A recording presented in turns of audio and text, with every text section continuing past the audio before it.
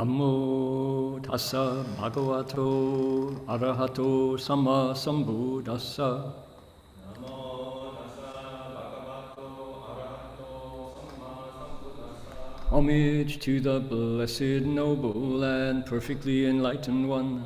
Homage to the blessed, noble, and perfectly enlightened one. Namo sadanto suchedoye alahadi sammyao samputoshi. Namo saranto suchedoye arahati samyang sambuddhoshe. 无上甚深微妙法，百千万劫难遭遇。我今见闻得受持，愿解如来真实义。Supreme and wondrous Dharma, subtle and profound, rarely is encountered even in billions of eons. But now we see and hear it and accept it reverently. May we truly understand the Buddha's actual meaning. Okay, 师父上人，各位师兄, I appreciate the Dharma request. Good afternoon, everybody. It is 1:33 p.m. here in the Gold Coast of Queensland. My name is Heng. It is Sunday, the 10th of November here in Australia. It's 7:30 p.m. on the 9th of November back in California. We've opened up the Zoom call so that I can see everybody here who has come to listen to our Chinese translation. 所以欢迎各位来参加我们的 Zoom 软体我们一起研究华严经非常非常欢迎。好的。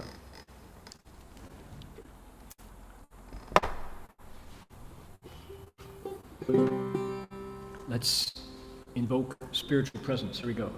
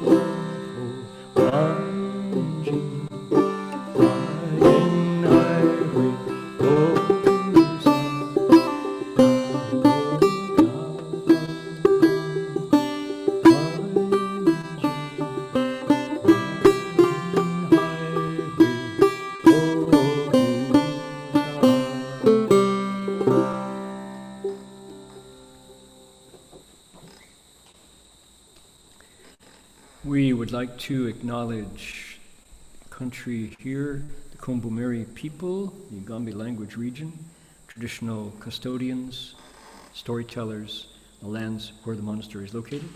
We pay our respects to their elders past, present, and emerging, and to all First Nations peoples whose sovereignty was never ceded. Further, 我们恭敬地承认Ugambi语族的Kombu-Meri人 他们是我们寺院所在地的传统叙事者和守护人。我们向过去、现在和未来的长者们致敬，并且向所有从来没有放弃主权的第一民族的原住民也致敬。Okay.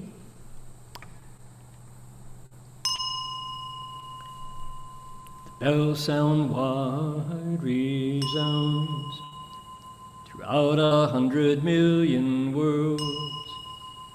The Buddha's law is heard and spread all throughout the triple world.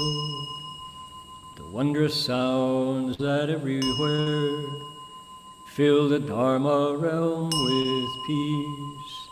May those who hear it gain the strength follow in faith the Buddha's path. Ooh, hit that too hard at the end there.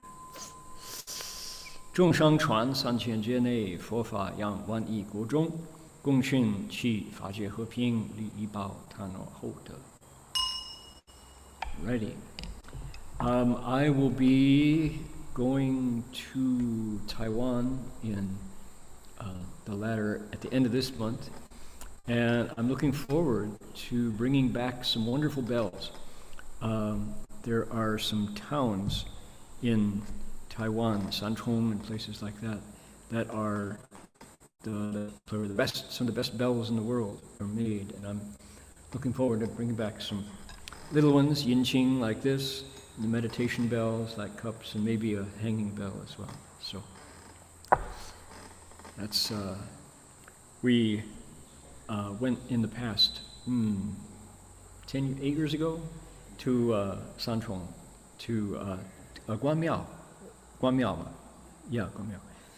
where the bell factories are, and I had my my mind expanded when I saw stacks and stacks and stacks of discarded bells that didn't quite make it, and they were this piece of artistry, handcrafted, and tuned, and then nope, tossed.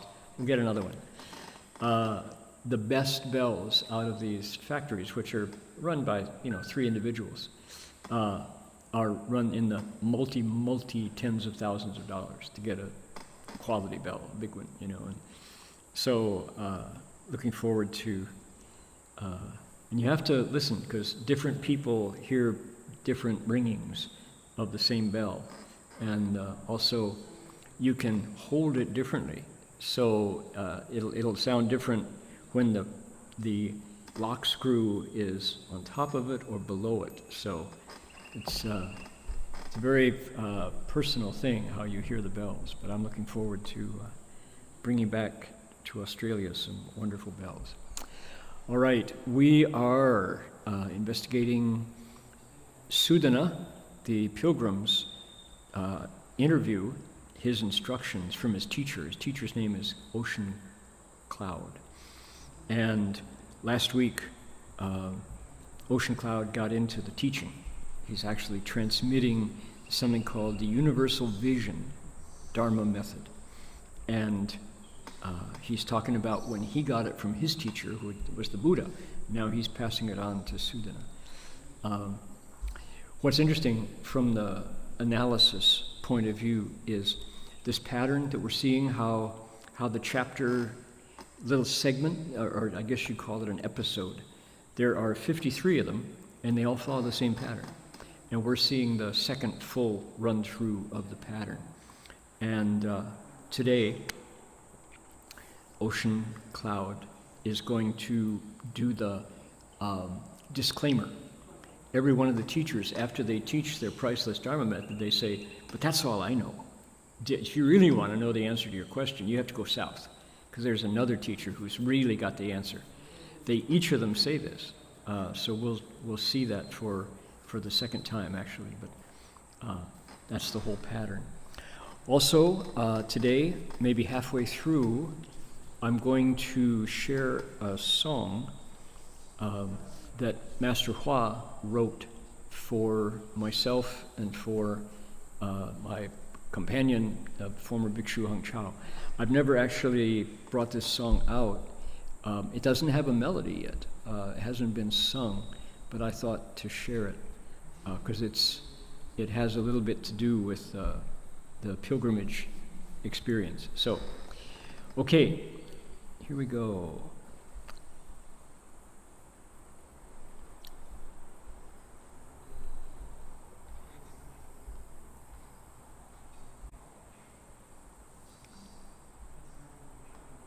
Here we go. Ready? Okay. I'll give you a line and you give it back. Are we ready? 善男子,我于彼佛所前200岁受持如是普贤法门. Okay. We ready? We can read it together. Here we go. Good man, I have lived at that Buddha's abode for 1,200 years, receiving and upholding this universal I, Dharma method. Okay. That's the head sentence. He's opening it up. And now we get 1, 2, 3, 4, 5, 6, 7, 8, 9, 10. 10 variations of the instructions that he got. Sudana, you have to know, Sudana is here with his notebook, just taking down as much as he can absorb, because this is it. This is the teaching that he gets on his way to Buddhahood. Okay, so we're going to read the next 10 variations of what he's doing, receiving and upholding this universal I Dharma method. And notice 1,200 years. So he was there with the Buddha for 1,200 years, 1,200 years.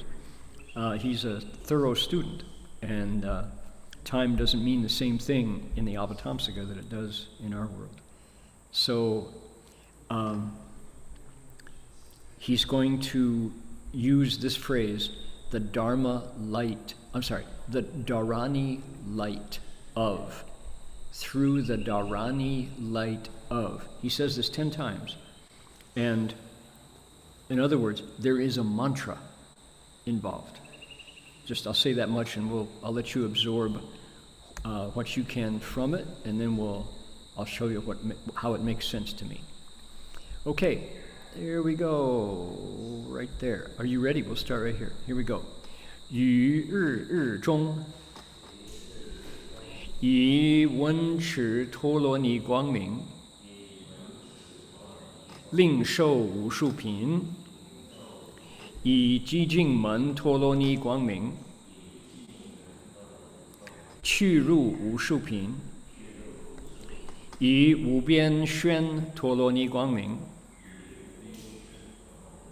普入无数品；以随地观察陀罗尼光明，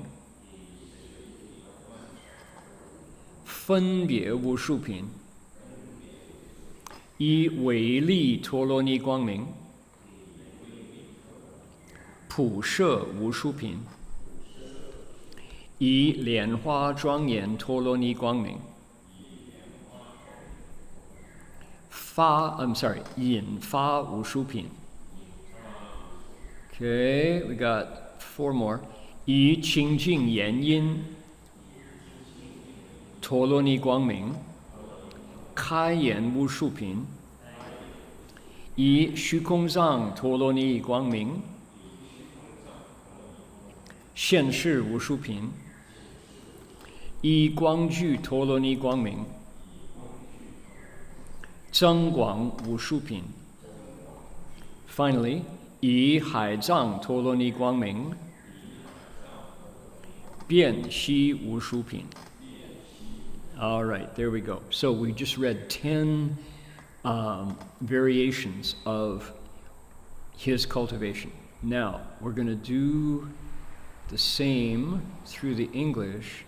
And like I said, just let the sounds kind of wash through, and we'll come back and we read the same passage last week, but we didn't finish the analysis. So just kind of, I'm describing a way that I use to, whenever I get a list of 10, is first just let it do what it will with your consciousness, and then come back and start to work with it. Okay? Here we go.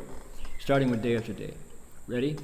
Day after day, through the Dharani light of listening and holding, I receive countless chapters. Through the Dharani light of stillness and tranquility, I comprehend numberless chapters. Through the Dharani light of endless revolutions, I embody countless chapters. Through the Dharani light of contemplation according to the stages, I discriminate countless chapters.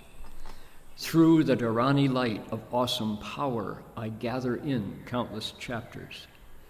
Through the Dharani light of lotus flower adornments, I discover countless chapters. Through the Dharani light of the sounds of pure words, I explain countless chapters. Through the Dharani light of the treasury of space, I manifest countless chapters. Through the Dharani light of accumulated radiance, I increase and expand countless chapters.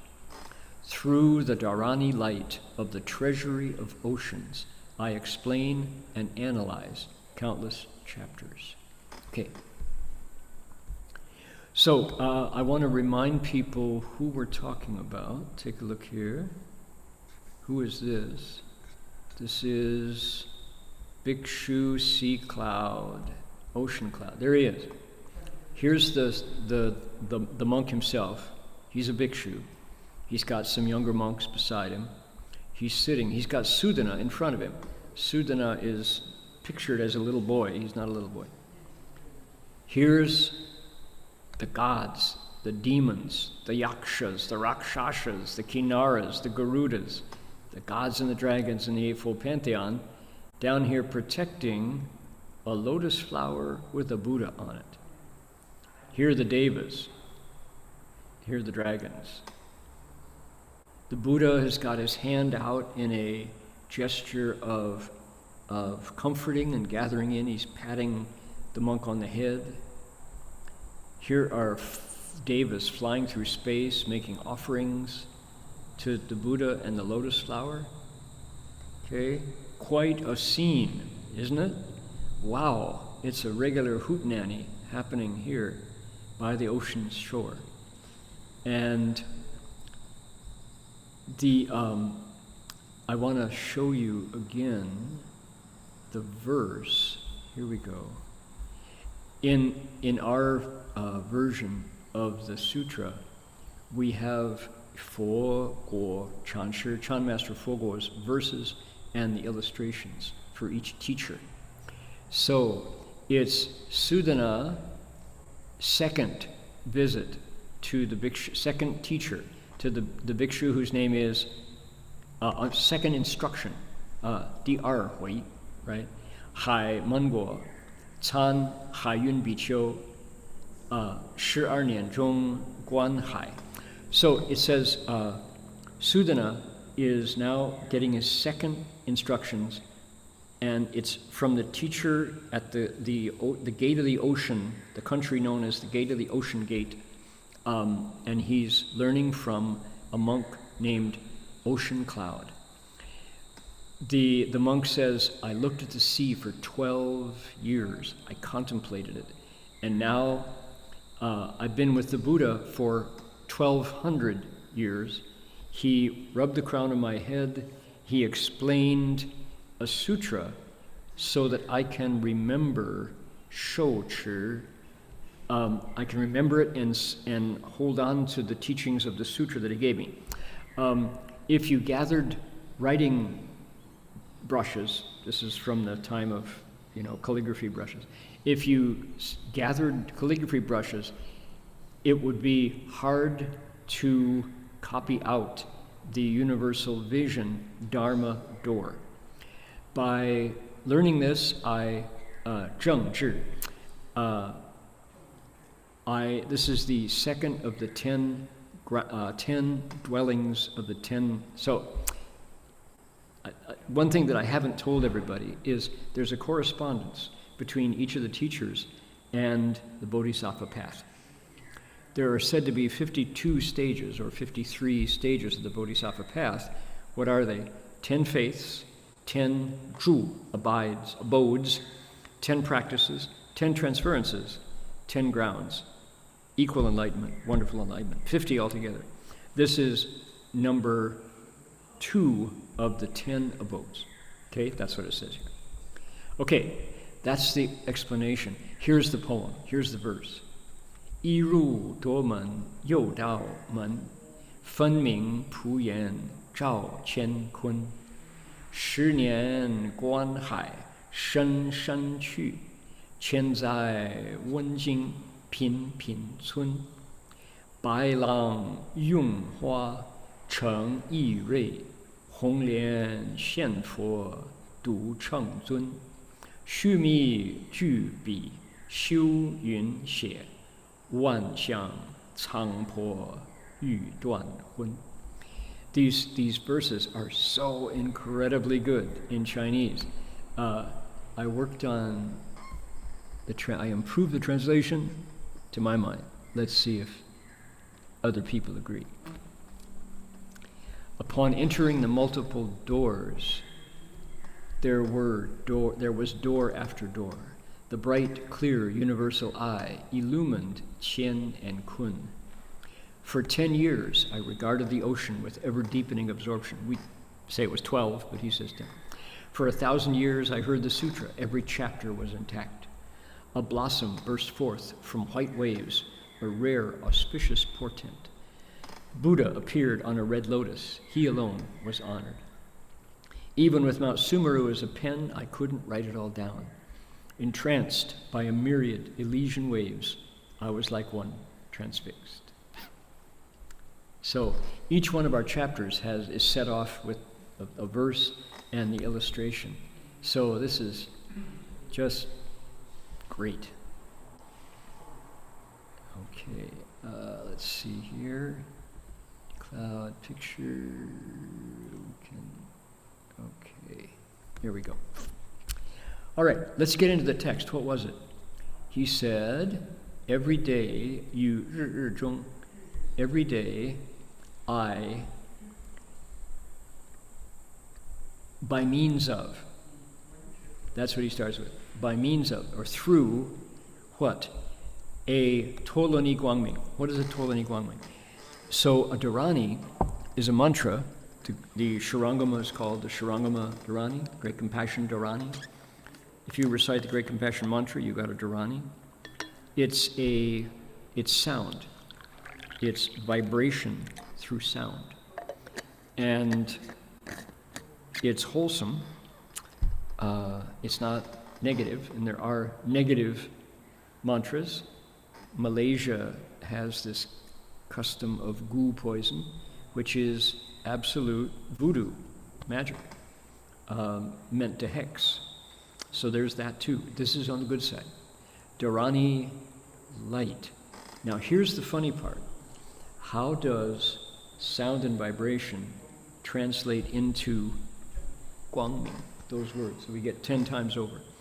There is a relationship between sound vibration and light vibration. And of course, if you go to physics, which we do and we want to, is light a wave or is it a particle? This question is mostly answered with yes. It is both. Light is both a wave and it's also a particle.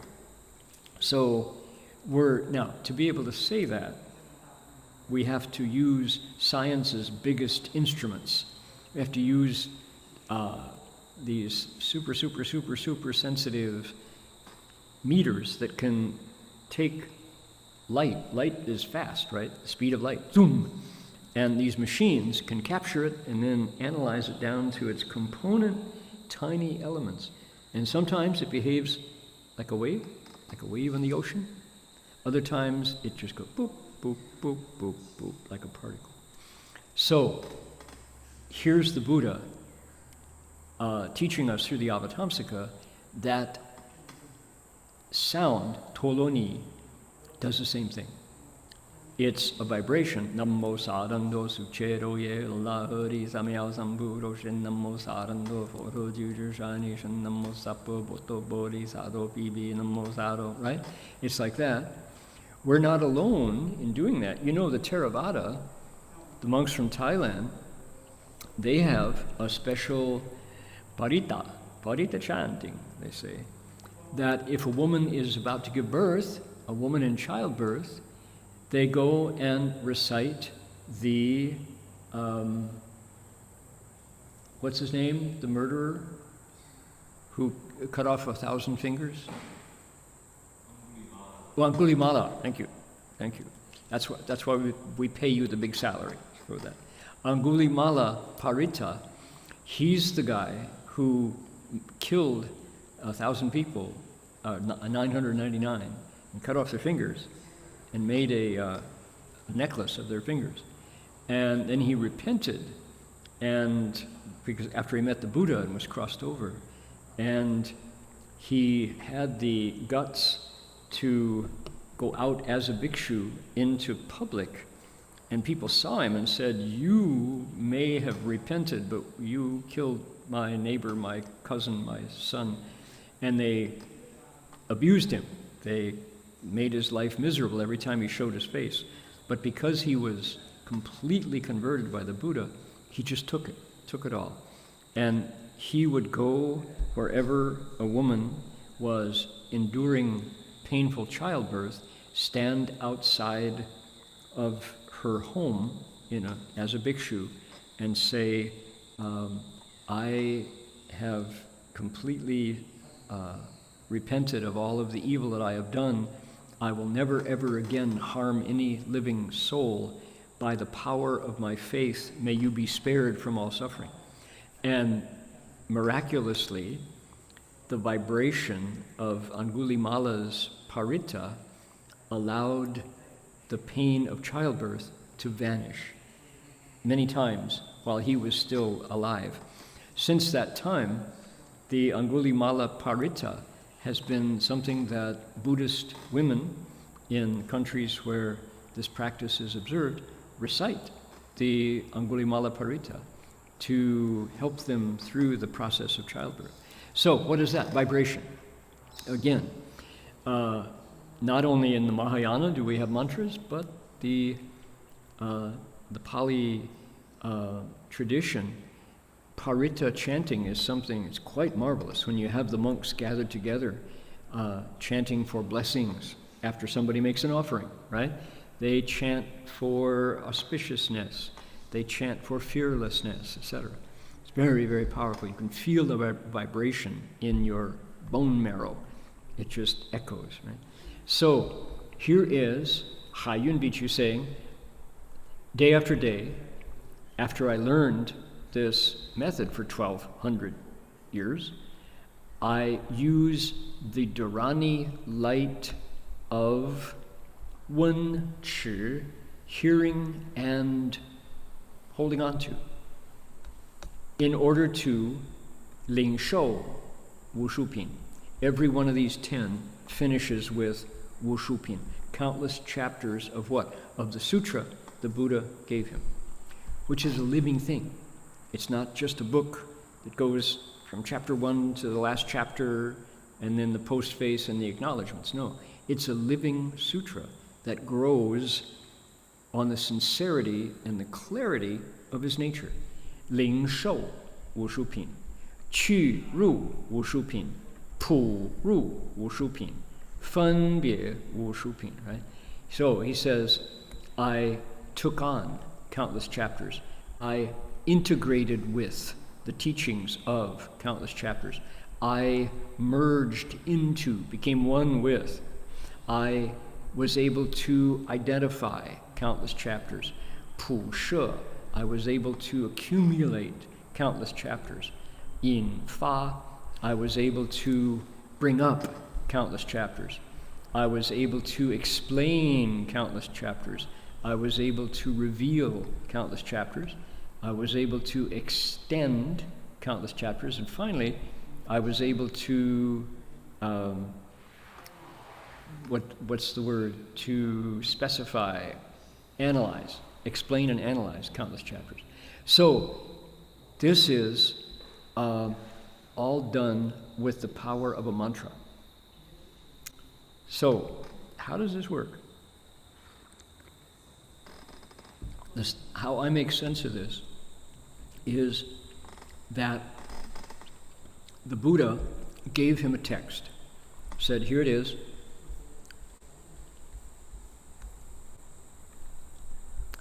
I heard the Dharma method. So let's see here. The Buddha, what happened here? The Buddha stretched out his hand, rubbed the crown of his head, and explained the method to him, which was, what? Maybe it was reading from a text, maybe it was something that he whispered to him, maybe he sang it, maybe he handed him a scroll, whatever it was. But the text revealed states, talked about Buddhas, Bodhisattvas, Dharmas, purified countries, destroyed armies, made you happy. It was powerful, wonderful. And Haiyun Vishu says, I heard it, and boy, did I jump on it. I grabbed that teaching. I didn't miss it. I wasn't in the bathroom at the time. I didn't miss class. I wasn't sick. My recorder didn't run out of batteries. I didn't forget my pen. I mindfully recalled and pondered everything the Buddha said. Good student. We got a good teacher, we've got a good student. And here he goes on, and don't you know Sudana is here just, with his mouth open. He says, this teaching that I got, you know how much there was? He said, it was huge. And he gives this crazy Avatamsaka analogy. If you tried to use an ocean of water, if you wrote with pens stacked as tall as the polar mountain, you couldn't even do a tiny portion of all of it. It's too much of it. It's just this giant teaching. And that was what we heard last week. And now he goes in, he's giving Sudana the inside scoop. This is the working of it. This is so satisfying, right? It's not magic, it's practical. He says, you want to know how to work it? He says, you have to recite this mantra. He doesn't tell him what the mantra is, but it's called the Wenshi Toloni, the Jijing Man Toloni, the Wubian Xuan Toloni. He says, there's not just one mantra. There's the listening and holding dharani, stillness and tranquility, probably has to do with sitting. There's the dharani of turning. There's the dharani of contemplating according to a progressive stage. The mantra of awesome power. The mantra connected to lotus flowers. It's a dharani that has to do with lotus flowers. He discovers countless chapters. There's pure words, power words, that explain countless chapters. There's a treasury of space that makes countless chapters appear. There's light that grows, so the chapters of the teaching grow. And then there's the treasury of oceans. Okay, yep. And countless chapters come clear. So it's like, what Sudana is hearing from his teacher is two different technologies here. If you're using cultivation through the metaphor of technology, ancient technology. One of them is there's a text.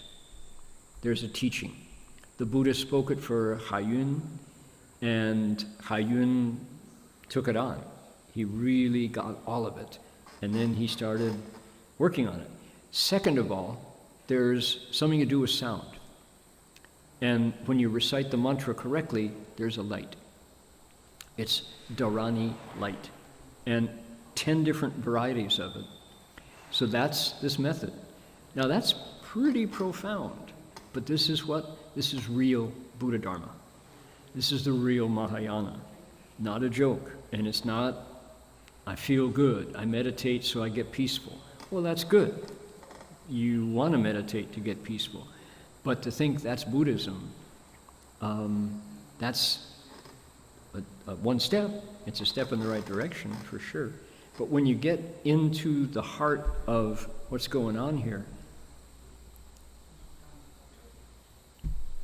Manjushri sent Sudana out to this teacher, actually to the teacher before who sent him to this teacher, with the full expectation that Sudana is going to understand this. He's going to get it. He's going to learn how to do this, and furthermore, there are 50 more lessons ahead. Oh, there's a lot of study. So, okay, let's compare it to something.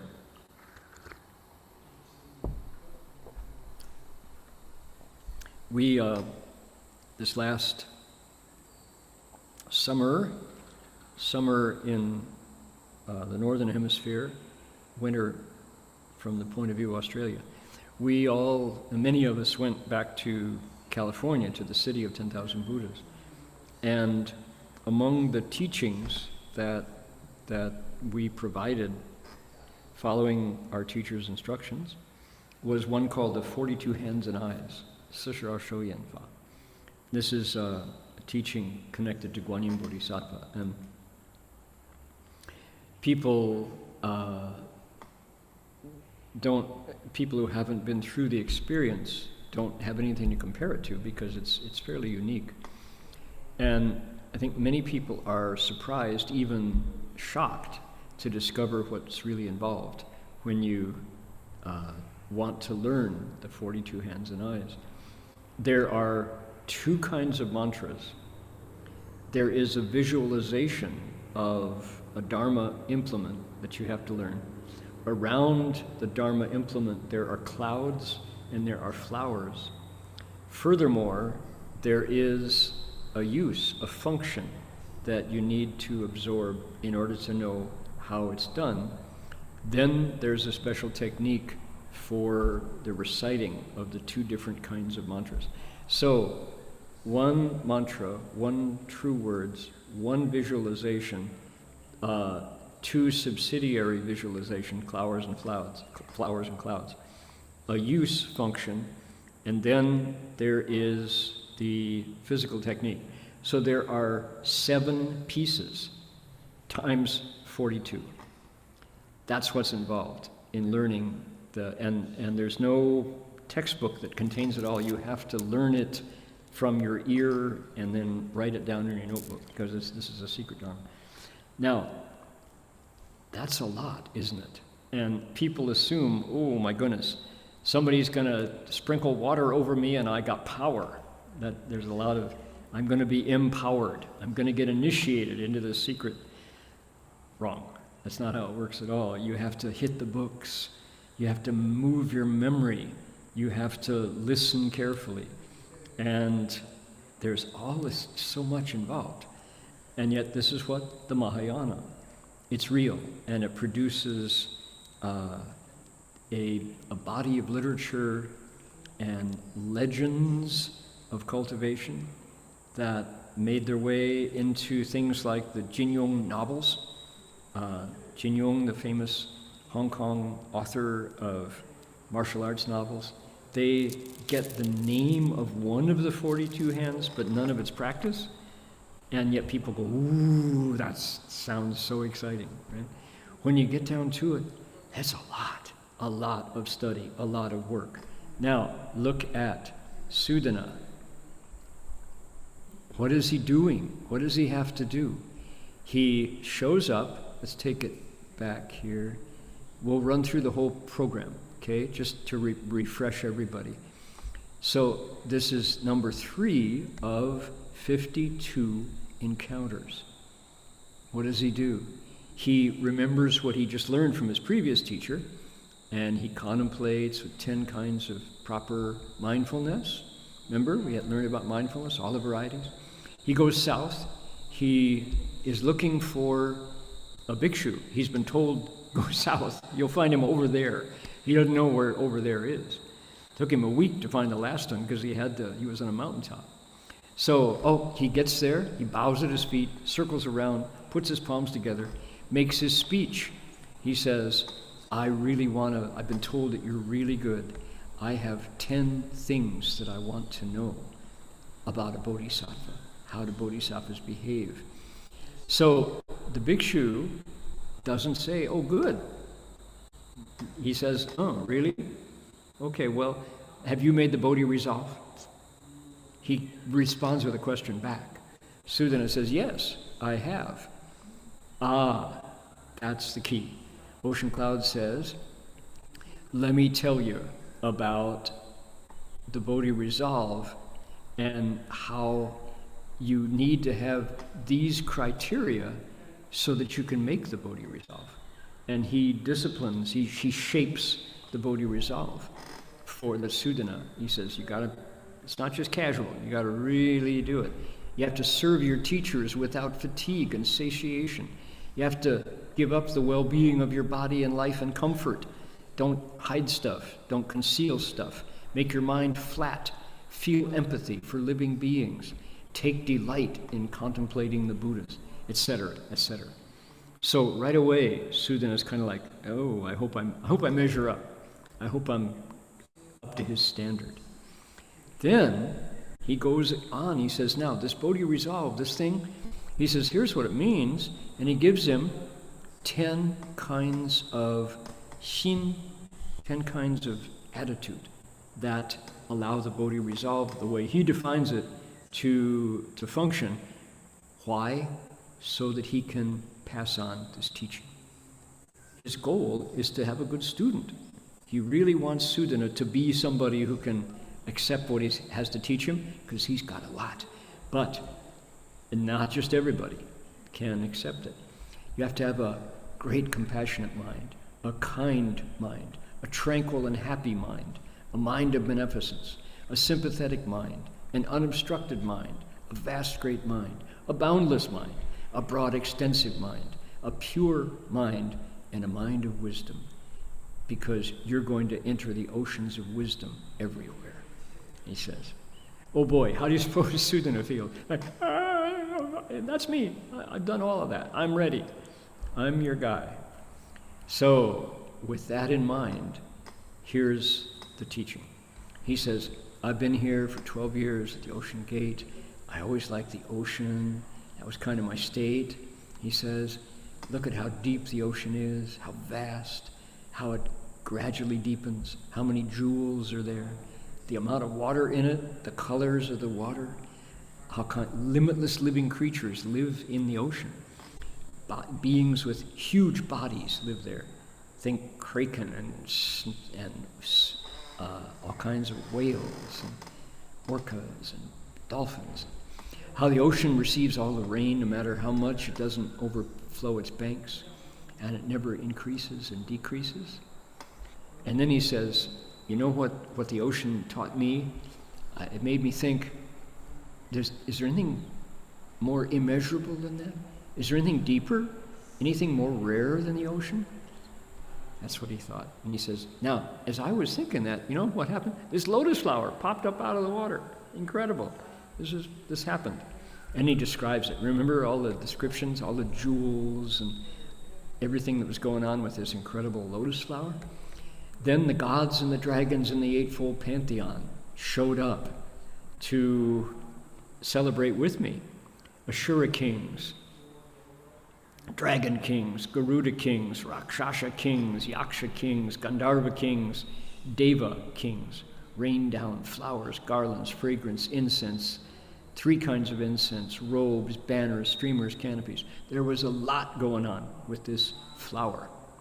Brahma kings, the gods, bowed to it. Kings above the Brahma heavens put their palms together and bowed to it. Wheel-turning kings made offerings. Jewels illumined it. Pure blessing mani, on and on and on. 10 kinds of mani jewels, these special spiritual substance, right? Okay. It's just, so much. So, he goes on. He says, where did this lotus flower come from? He tells Sudana, came from good roots of the Buddhas coming in the world. Dharma's like an illusion. Dharma's like a dream. So Prajna Paramita created this lotus. And then, guess what? A Buddha appeared seated in full lotus atop the lotus flower. And he went through 10 kinds of inconceivabilities. The throne, the assembly, the accomplishments of his hallmarks, his characteristics, his powers, his purity, his the crown of his head, his voice, his speech, inconceivable. His voice was full and resonant, powerful, right? Okay, so clearly, Bhikshu Haiyun was rewarded for his contemplation of the ocean for 12 years. This is what his sincerity brought about. And then he realizes this Buddha, he sees a lot of his past, how inconceivable he was. Okay, now that having been said, last week we heard how the Buddha reached out his hand, patted the crown of the head of the monk, and then started to explain for him the Puyan Dharma, universalized Dharma method. That's where the actual technique of his special practice is transmitted to Sudana. As I said, the monk really would like to have a good student, to be able to pass on what he's learned. And Sudana is here just absorbing what he can of this teaching. This Puyen universal vision, universal eye Dharma method, what it does. And the monk says, I heard it, I received it, I upheld it, I read it, I recited it. So he got the text, what the Buddha passed on to him. And then he talks about how incredible it was, how much of it there is, and it took him 1,200 years. Right, you go, 1,200 years? Okay. And he says, day after day, because of a Dharani light in 10 varieties, this teaching that he got just grows, and he can understand it, he can embody it, he can discriminate it, he can make it grow, make it expand, he can explain it. That's where we are today. And we have one more passage here.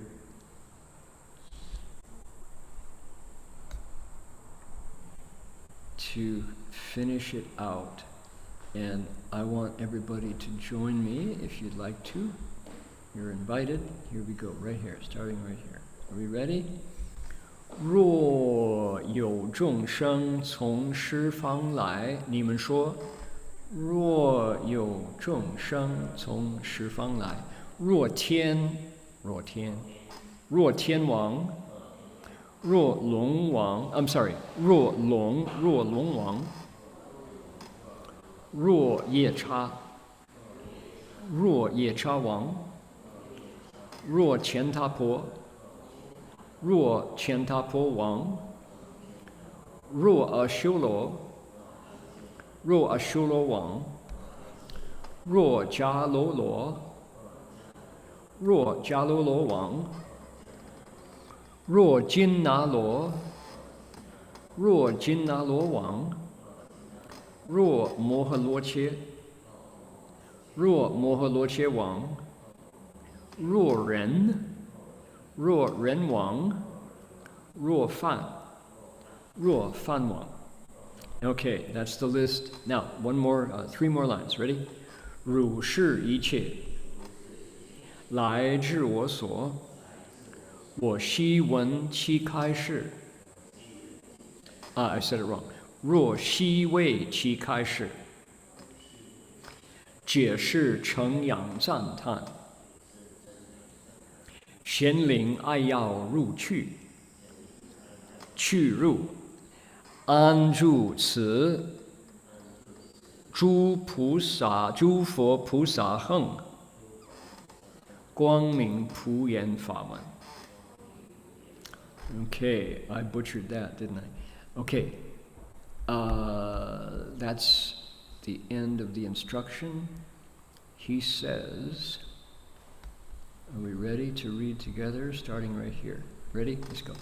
If beings arrive from the 10 directions, be they devas or deva kings, dragons or dragon kings, yakshas or yaksha kings, gandharvas or gandharva kings, asuras or ashura kings, garudas or garuda kings, kinnaras or kinnara kings, mahoragas or mahoraga kings, humans or human kings, brahmins or brahma kings. To all these beings who come to where I am, I give thorough instruction, explanations, exaltations, and praises. I guide them to take delight in, enter into, and abide in peace in this universal eye, Dharma method of the light of Buddhas and Bodhisattvas practices. Okay. Whew. Right. So, what do we have here? This is the conclusion of his instruction for Sudana. He says, here I am at this place, called Ocean Gate, and I've been here for 1,200 years.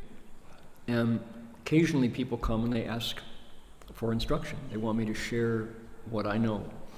And then he says, doesn't matter who comes. They could be gods.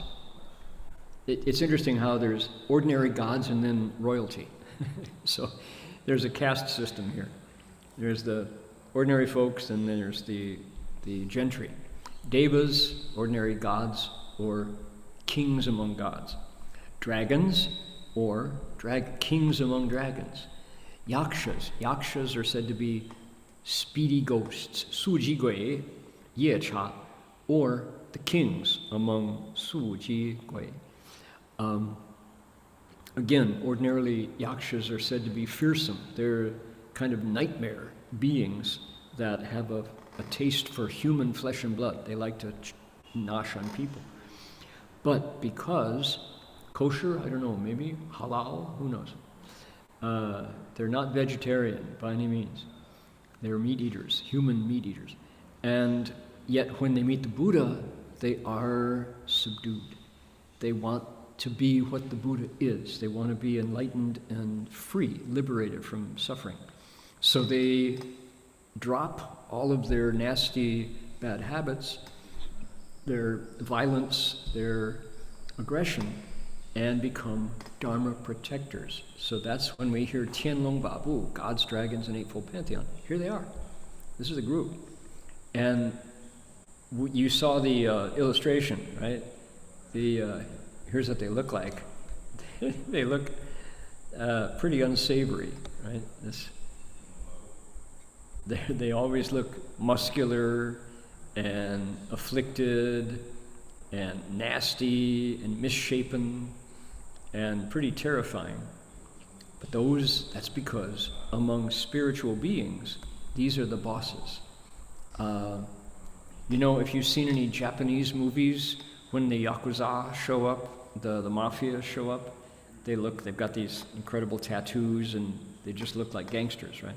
So these are the gangsters among spiritual beings who now have completely they've let go of their former bad habits. They've renewed themselves in the light of the Dharma, cleaned themselves up, and they're putting all of that fierceness to work protecting the Dharma and the Buddha. So, yakshas and yaksha kings. Gandharvas are musical spirits, but not to say wimps. And then there's kings among Gandharvas. They're pretty scary. Asuras, these are the titans who fight with the gods for authority in the heavens, and the kings among Asuras. Garudas are the great golden wing pung bird. The ROC, the rock that can flap its wings and the waters of the ocean are pushed aside. Kinnaras are musical spirits. They have a horn like a unicorn. They're also quite awesome and fierce, but they behave themselves around the Buddha. Mahoragas are snakes. These are great-bodied pythons. And the kings among these Damangsha. Then there are humans and human kings, Brahmins and Brahma kings. No matter who comes to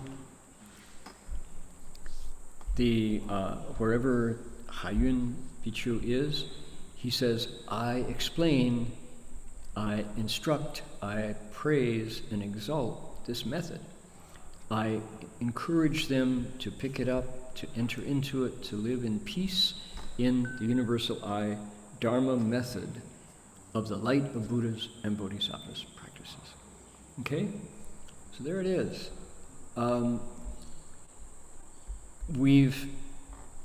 Everybody is watching, we're all focused on Sudana. Take a look at the teacher. Along with the pilgrim, the young man who's getting all this instruction, we also get a really clear snapshot of the teachers involved and how enthusiastic they are for what they've been cultivating. Each one of these teachers, they're presented sort of in 2D. We don't know anything about how they eat. We don't know anything about their family life. We don't know anything about their, their character, a little bit. Sometimes we do. Mostly we get a description of their social status. There's a definition of what they do. We've had 2 bhikshus so far. The one ahead, the one coming up, is also a bhikshu. So the first 3 are Buddhist monks. But from then on, they differ widely. Gender, status, caste, job, religion. There's a huge variety among the 50 that are to come. But as I say, they're still kind of presented in 2D. And yet the methods that they pass on are given in great detail.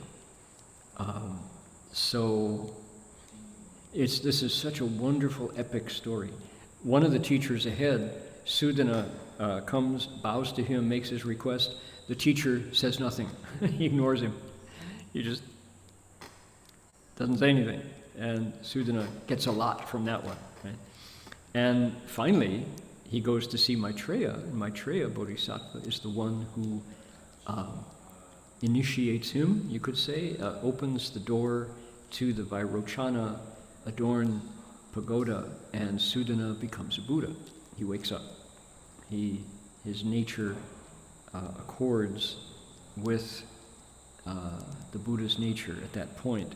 And that's a deep exchange, including poetry, songs, exploration.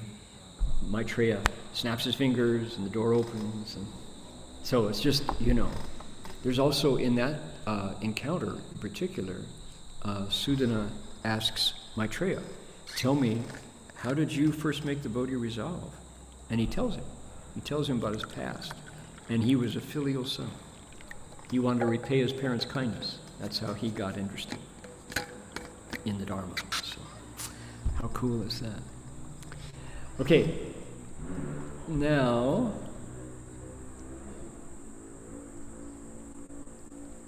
let's do it one sentence of the next one, just to get the flavor. So I said we get the humility here. Look at how it works here. He says, 善男子，我为之此普贤法门，入诸菩萨摩诃萨，深入一切菩萨横海，随其愿力而修行故。 He says, good man, I only know this universal I Dharma method, but as to how all bodhisattvas, mahasattvas, deeply enter the ocean of bodhisattva practices to follow their vow power and cultivation, and 9 more. Right? So we'll go into that next time. That's his humility that he is the second one to display. Each of the teachers, after giving this incredible gift of Dharma, say, however, that's all I know. I really don't know much. If you actually want to know, you need to go south, because there's another teacher who just has got the right stuff. Okay, let's see here. 诸佛子为此千百岁. Oh, okay. Okay, we got some comments here from... Are people unable to see the text, Sam? Is that what? On Zoom? Okay. Somebody pasted in the text here. Oh, for reference. Okay, good. So we've opened up our Zoom to friends worldwide. We got 85 of us listening in. That's good. I wanted to share with folks some of the wonderful experiences that I had in China already 2 weeks ago. And one of those is at Wutaishan. We went to...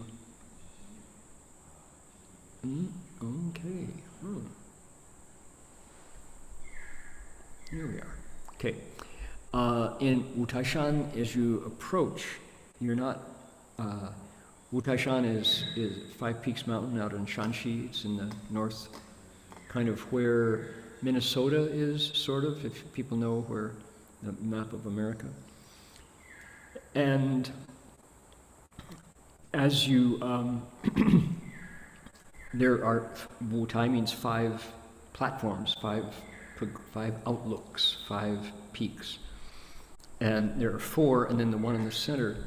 Before you actually get to the 5 peaks proper, there is a small sign a few miles south, and it says to Foguangsi, turn right. And if you choose to, it doesn't seem to be much going on there, but if you choose to go to Foguangsi, you reach a monastery that doesn't seem to have been developed. It's not really on the map, and I'm sure there's a story why. Because when the Chinese government decides to develop a place and make it accessible, they do a really, really good job of preparing the parking and preparing the facilities and giving you flat, level walkways with safety steps and things. They really have, they've done, when they do parks and such things, the Chinese government does a really good job. They use money very well. Now, this place, Foguangsi, seems to not have been developed, and I'm sure there's a reason why, or maybe it's on the plan in the future or something. But there were 2 art historians, a couple, a husband and wife, who were, their specialty was looking at temple architecture, particularly historical temple architecture, and they set out via their network of scholars, and scholars talk to each other worldwide. They sent out a request. We are looking for an intact Tang Dynasty architecture example anywhere in China. Does anybody know where there is one, or have they all been like destroyed in the Cultural Revolution or modernized beyond recognition, or, you know? And they got no responses until someone said, oh, hey, by the way, have you seen Foguangsi? It's off the road on the way to Wutaishan. They said, no, don't tell us. So they went out to look at it and discovered an intact Tang Dynasty monastery with the architecture and the images complete the way they were in the Tang to this day. Look at Wen Shu Pusa with his attendant. The faces are chubby.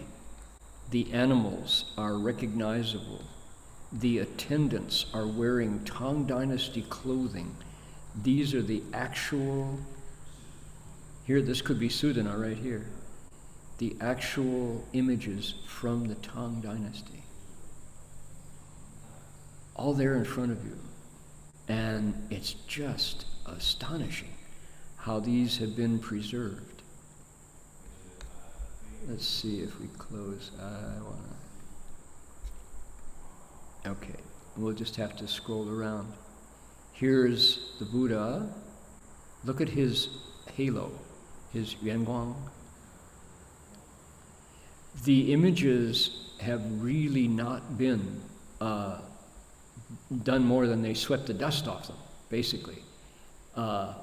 There's been no attempt to modernize this at all. And you just walk in, but the stairs to get to it are extremely steep and dangerous, you could say, because they're so, you know, it's kind of like proceed at your own risk, sort of. Just the liveliness and the pristine quality of these images, just spectacular. Foguangsi. Here are arhats. Here at the Gold Coast Dharma Realm, we've got 18 arhats made of cement. that are quite nice, lively and distinct, but these are something else. Each one with a different expression, each one with a different race. Some are black skin, some are golden skin, some are tan skin, some have long eyebrows, right?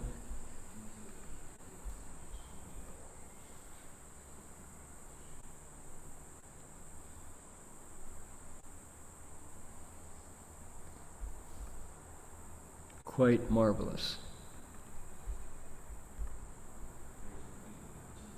Let's see here, we've already, is this, yes, we've seen this one.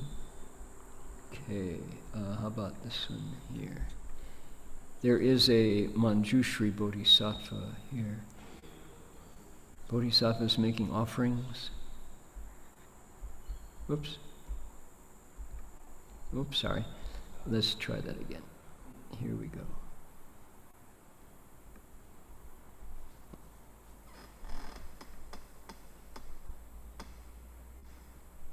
Spectacular. Look at the aura here. Outside, there is a white stupa that is from 800, so the middle of the Tang dynasty.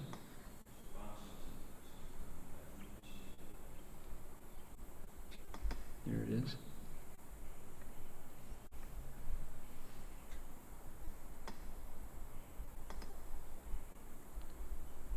Zu Shi Ta, the Patriarch's Pagoda. It looks as if it's been standing there for 1,300 years. Just amazing. So this is Foguangsi. Let's see here. Those are... This is Foguang Temple. This is all there was for explaining. It was built in 471 to 499 AD. It used to be the largest structure at Wutaishan back for a couple hundred years. Largest temple in Wutai between 806 and 824. There are 3 terraces. It was expanded in the Ming Dynasty, burned down, rich in cultural heritage points, timber structure, pagodas, sutras, pillars, steles, inscriptions, as well as precious paintings, murals, clay sculpture, statues, and calligraphy arts. Inside, there are examples of, okay, here, as you walk up to it, looks like this. There are examples of here are the grounds, examples of the architecture. Let me see if I can, okay, let's see here. Oh, some of the wall paintings. I have to brighten this up, but there are wall paintings that are just incredibly wonderful, and then they just fade away because they're disappearing off the wall. They're oxidizing. This is, you see the clay? That's the line that is gradually eating away at the paintings. I'm looking for the examples of the structures. Yeah, they have all these models of the eaves. For what excited the couple that discovered it was the structures, because they were built without nails, of course, and combined bricks and wood together. My pictures are terrible here for this, but yeah, the way the eaves were built.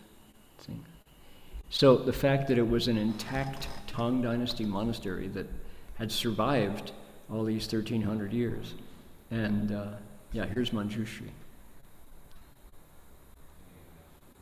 There he is.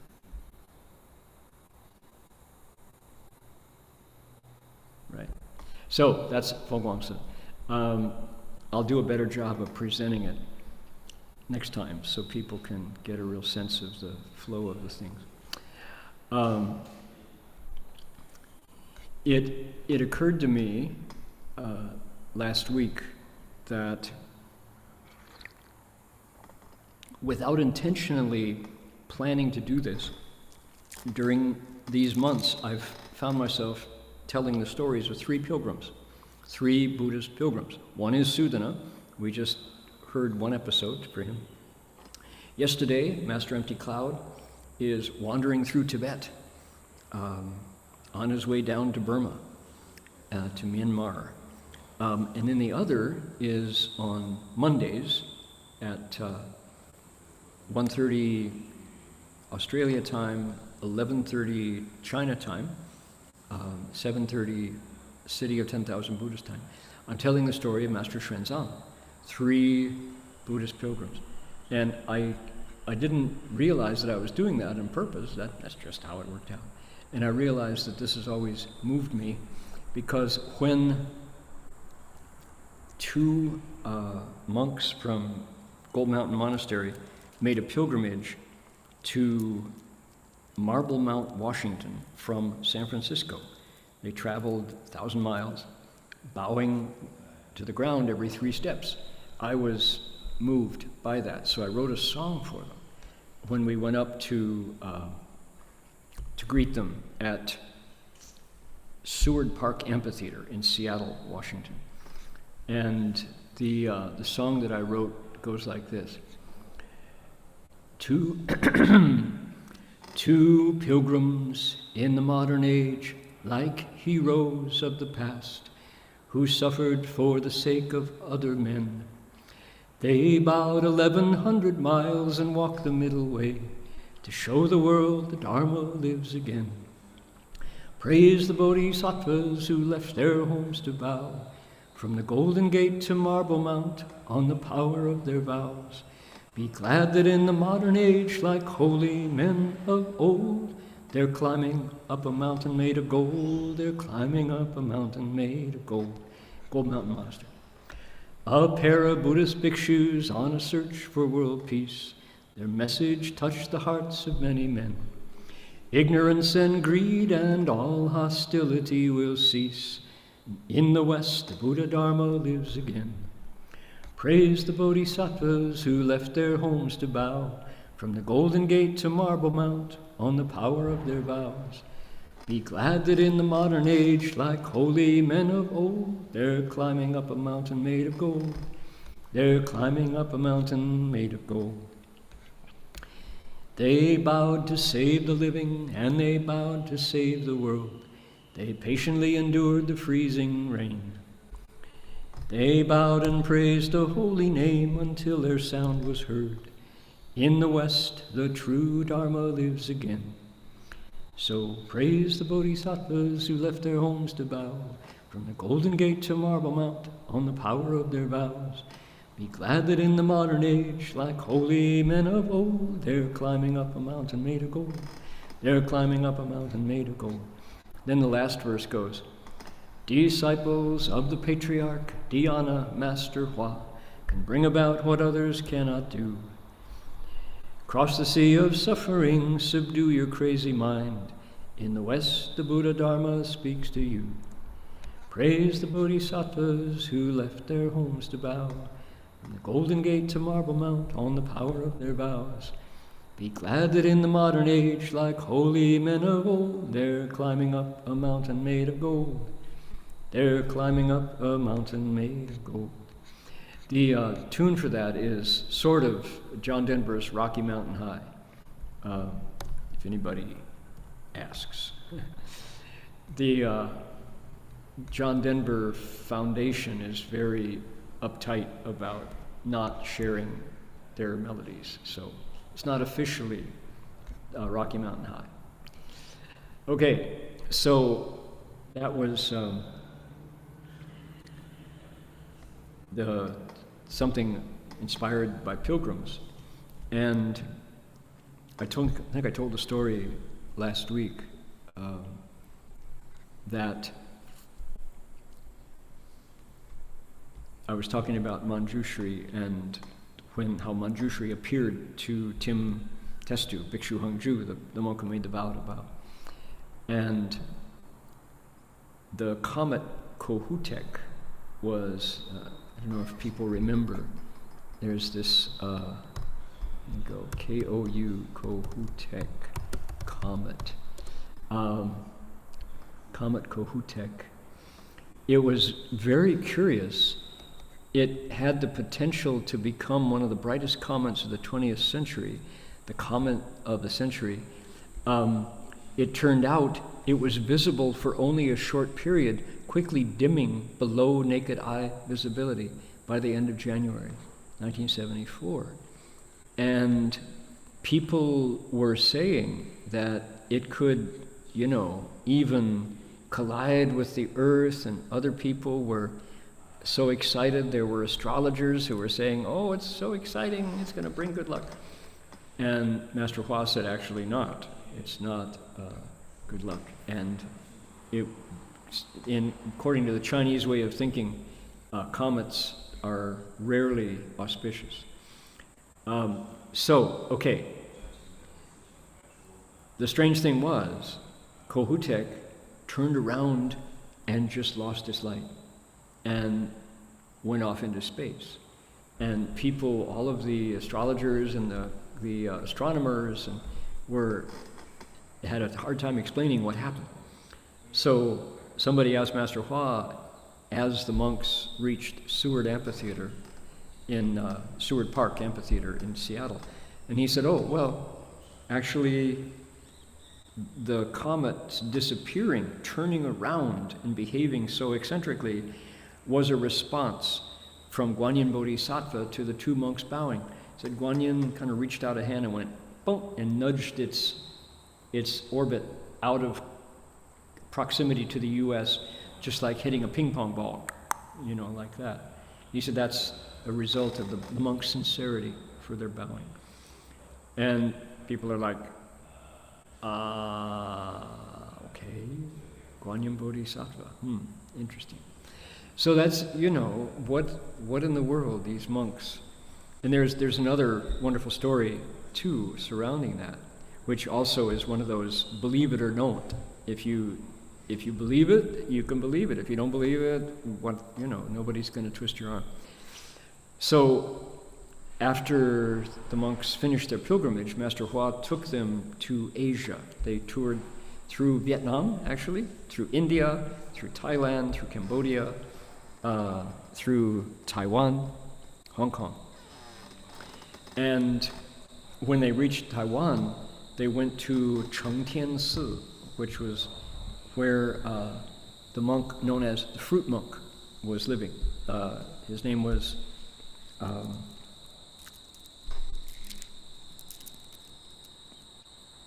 水谷和尚的法名叫什么？Guangqin. Pay that man. He gets 5 points. Guangqin Lao和尚, Master Guangqin, known as the fruit monk because he, at one point during his cultivation, ate only fruit that he pulled off the trees and digua, sweet potatoes. So Master Hua took the two monks to Chengtian Monastery to bow to Master Guangqin. And Shifu said, these are the two monks who did 3 steps, 1 bow. They were able to chase the comet away. And Master Guangqin said, I know. He said, I saw them. He said, I was flying by and I saw them while they were bowing. He said, well done. He goes, what? Shifu says Master Guangqin was an arhat who was protecting Taiwan and apparently has the ability to look down from on high and behold the 5 heaps and saw that we're all empty. That's crossing over suffering and difficulty. Anyway, amazing, right? These stories. Now, as I say, whether or not you believe is entirely your business. one thing for sure is coming back home from Seattle in a pickup truck driven by Bob Olson. I was with a fellow layman whose name was Eric Weber, the future Bhikshu Hung Lai, and we had heard that there was a place available for sale in Mendocino County, and we were on Highway 101 driving south. So we got to the city of Ukiah, turned left on Talmadge Road, and drove into Mendocino State Hospital, which became the future city of 10,000 Buddhas. We were the first vehicle from DRBA to take a look at Wanfo-chan. My goodness. It was in the autumn, and the leaves were piled up so high from all of the trees planted by Luther Burbank, one of the premier horticulturalists of the 20th century. So that was quite a remarkable visit. So came back and had this wonderful experience. It's my first opportunity to ever speak to Master Hsuan Hua on my own. Came home, got out of the truck, went up to the third floor of Gold Mountain, and there was Master Hua, and he said, did you go to see that place? Yes, sure. What'd you think? He said, well, sure, it's really, really big. He said, that could be our future Nalanda University in America. Sherpa said, you think it's too big? I said, sure, it's pretty big. He said, no. He says, for the plans I have for that place, it's not big enough. He says, we're going to need more places beyond that, he said. So that was my first opportunity to speak to Master Hsuan Hua. Okay, there we go. Show one photograph of things to come here. Redwood Vihara tomorrow. Here's the road into our new place in the Santa Cruz Redwoods. This is the bridge that leads off of Highway 9 into, let's see, how do we make it? Can you do full screen here? No. So you cross this bridge, these are the redwoods, and travel in. This is the altar with 3 Ming Dynasty Buddhas and 1 Burmese Buddha standing there. Kind of hard, I can't quite get these full size, sorry. Today there was preparation because tomorrow there's going to be a dedication and a reception for Sharira, the relics of Master Empty Cloud, are going to be received at Redwood Vihara, Hongmu Chanming. The donor is Upasika Madalena Tan Mujie. Is making an offering of Sharira of Master Empty Cloud and some Sharira, the relics of Master Hsuan Hua that she has. They're expecting 100-some people, including 27 DRBA Bhikshunis are going to be there tomorrow. Very exciting moment down there. So looking forward to a new place for people to come and cultivate just over the mountain from Silicon Valley. If you go over the mountain down Highway 9, you get to San Jose, Cupertino, and Sunnyvale, and Santa Clara, and all of the homes of Microsoft and Apple and Intel and Adobe, and they're all just over the mountain from Redwood Vihara, which means that people will be able to drive from anywhere in the Bay Area and get to this beautiful monastery in an hour if you start from South Bay. From Berkeley, it's about an hour and a half, but that's for a weekend retreat, that's just right, just right. Okay, appreciate everybody's joining today. We're going to dedicate merit now and look forward to the conclusion of Sudana's conversation with his teacher next week, and he'll send him on to the new teacher. We'll finish out one cycle of the pattern that we're going to see repeated 50 times in all of his encounters. Okay. So let's make a wish. Send out whatever goodness for whatever good end you would like to share.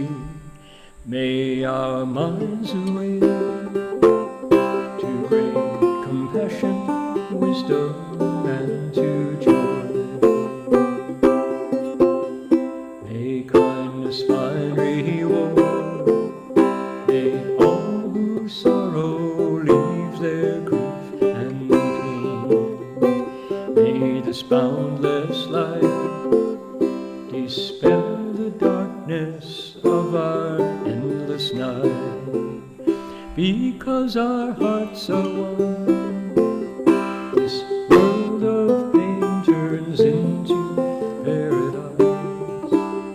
May all become compassionate and wise. May all become compassionate and wise. May all become compassionate and wise.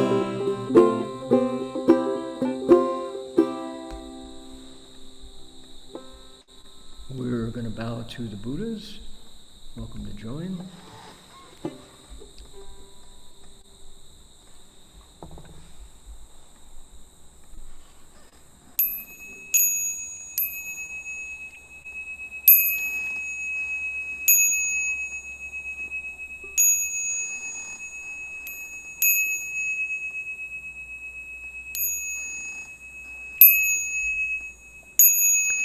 Bow in respect to the Venerable Master.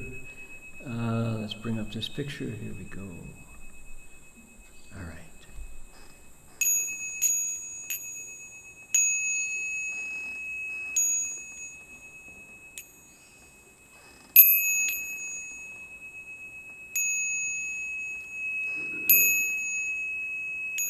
Okay, that's all for us for today. See you all next week. Amitofo, everybody. Bye now.